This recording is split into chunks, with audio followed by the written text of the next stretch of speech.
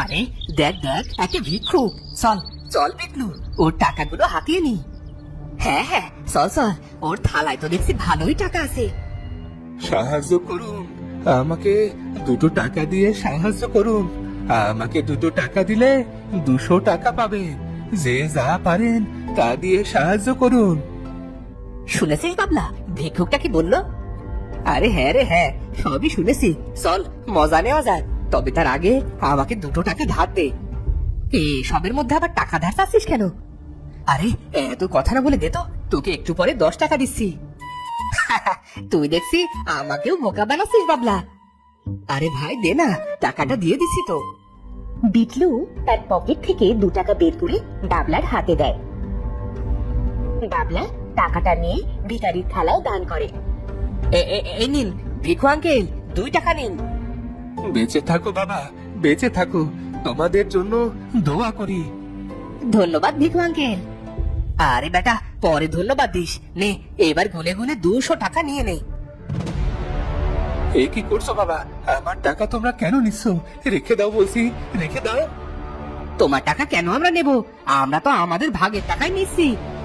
তোমাদের টাকা মানে? তোমাদের টাকা কি করে হয়? তোমরা তো মাত্র 2 টাকা দিয়েছো। এই যে নিয়ে নিলাম আমাদের 200 টাকা। তুমি তো বলেছিলে 2 টাকা দিলে 200 টাকা দেবে, তাই তোমার কথা মতোই 2 টাকা দিয়ে 200 টাকা নিয়ে নিলাম। এ বিটলু চল বাড়ি চল। এই চোর, চোর আমার টাকা নিয়ে চলে যাচ্ছে, চোর।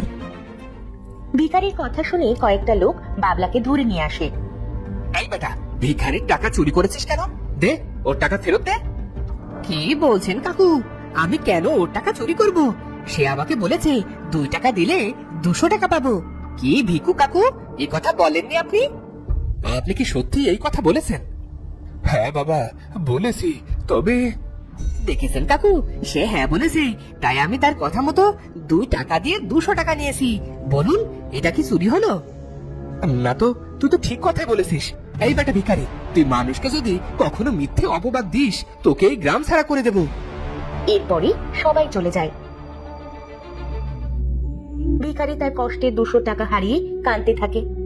কি হয়েছে ভিখারি আঙ্কেল, আপনি গাছের নিচে বসে কান্না করছেন কেন?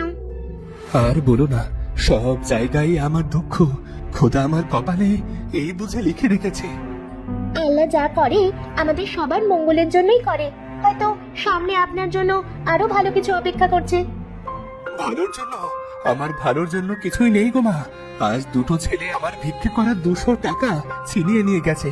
তুমি জানো না কত কষ্টে আমি ওই টাকা পেয়েছিলাম। এখন আমি কি খাবো, কি খেয়ে বেঁচে থাকবো? ও তাহলে এই কথা। আচ্ছা আপনি আমাদের বাড়ি চলুন, আমার মা আজ মুরগির ঝোল রান্না করেছে। ভিখারিকে নিয়ে সেতু তার বাসায় যায়। সেতু তার মাকে ভিখারির কথা খুলে বলে। ও তাহলে এই কথা। আচ্ছা সেতু, তুই তাকে নিয়ে বস, আমি খাবার নিয়ে আসছি। সেতুর মা ভিখারিকে খাবার খেতে দেয়। ভিখারি পেট পুড়ে খেয়ে নেয়। আজ তাহলে আসি মা। হ্যাঁ আঙ্কেল, আবার আসবেন কিন্তু। হ্যাঁ ভাই, যখন আপনার খিদে পাবে তখনই চলে আসবেন। ভিখারি চলে যায়।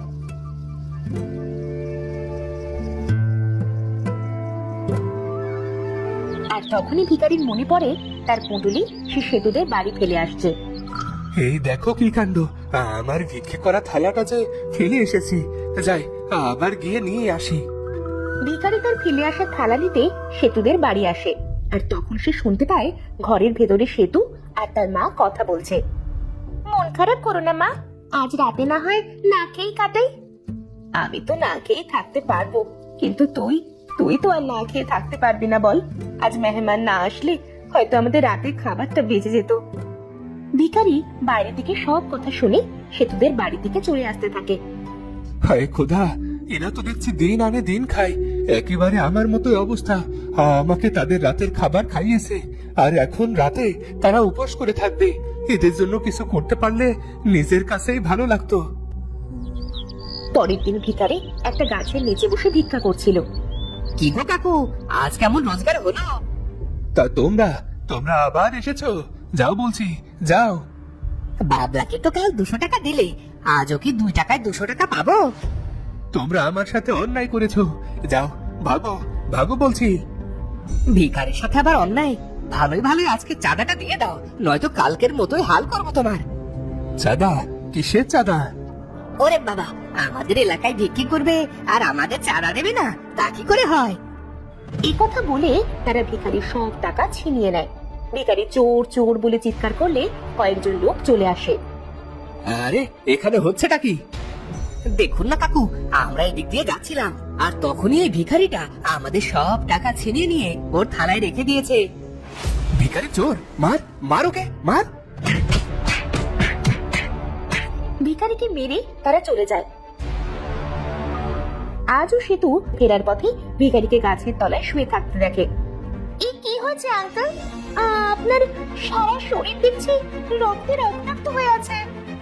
ও তেমন কিছু না, ওই দুষ্ট ছেলে দুটো আজও আমার টাকা ছিনিয়ে নিয়ে এই হাল করেছে। ইস, চলুন আঙ্কেল, আমাদের বাড়ি চলুন। ভিখারিকে নিয়ে সেতু তাদের বাড়ি আসে। এরপরে সেতু আর সেতুর মা ভিখারির হাত পা কাপড় দিয়ে বেঁধে দেয়। শোন সেতু, লোকটার অবস্থা বেশ ভালো নয় মনে হচ্ছে রে। আমি আমাদের এই বাড়ির দলিল মন্ডল মশাইকে দিয়ে কিছু টাকা নিয়ে আসি, তারপরে ডাক্তার নিয়ে লোকটার চিকিৎসা করাবো। ঠিক আছে মা, তুমি যা ভালো মনে করো। ভিখারি পাশের রুম থেকে সেতু আর সেতুর মায়ের সব কথা শুনে ফেলে। হায় খোদা, পৃথিবীতে এদের মতো মানুষ আছে বলেই এখনো পৃথিবী ধ্বংস হয়নি। আঙ্কেল, আপনার দেখছি জ্ঞান ফিরেছে। তা আঙ্কেল, আপনার পরিবারে কি কেউ আছে? পরিবার? পরিবার বলতে সবকিছুই ছিল, কিন্তু তা আজ অতীত। কি সেই অতীত আঙ্কেল? আমি আজ ভিখারি হলেও আগে আমি ভিখারি ছিলাম না। বিলেত দেশে প্রায় 30 বছর কাটিয়ে বউয়ের কাছে অনেক টাকা পাঠিয়েছিলাম। একদিন বিলেত শেষে দেশে এসে শুনি বউ আমার সব টাকা পয়সা নিয়ে অন্য আরেকজনকে বিয়ে করেছে। এদিকে অনেক বছর বিলেতে কাজ করতে করতে আমি অনেক কঠিন রোগে আক্রান্ত হয়ে পড়ি। এর জন্য আমি আর কাজ করতে পারি না, তাই সেই ভিখারির পথ বেছে নিই। আপনার দেখছি আমাদের চেয়েও খারাপ অবস্থা। তোমাদের অবস্থা কি সেটা বলো? আমাদের পরিবারটা অনেক সুন্দর ছিল। আমি যখন ছোট ছিলাম তখন আমার বাবা বিলেতে কাজ করতে চলে যায়। সেই যে গেছে আর আসেনি। সবাই বলছিল যে বাবা নাকি মারা গেছে। আর তখন থেকে মা মন্ডল বাড়িতে কাজ করে আমাদের সংসারের হাল ধরে। আর তখনই ভিখারি একের পর এক কাঁদতে শুরু করে।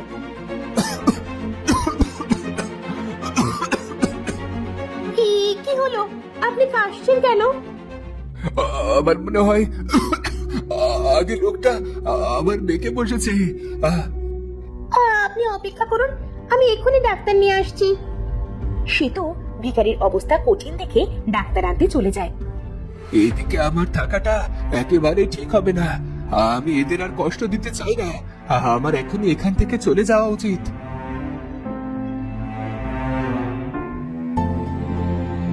ভিখারি অসুস্থ শরীর নিয়ে সেতুদের বাড়ি থেকে বেরিয়ে জঙ্গলের দিকে যেতে থাকে। যেতে যেতে সে একসময় নদীর ধারে চলে আসে।